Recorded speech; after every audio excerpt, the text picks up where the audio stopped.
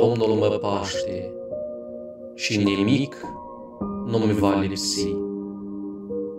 La loc de pășune, acolo m-a sălășluit, la apa odihnei m-a hrănit. Sufletul meu l-a întors, povățuitu-mă pe căile dreptății pentru numele Lui. Că de voi și umbla în mijlocul morții, nu mă voi teme de rele, că Tu cu mine ești. Toiagul Tău și varga Ta, acestea m-au mângâiat. Gătit ai masă înaintea mea, împotriva celor ce mă necăjesc.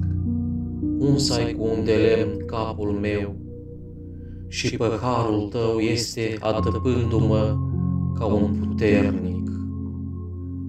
Și mila Ta mă va urma în toate zilele vieții mele, ca să locuiesc în casa Domnului într-o lungime de zile.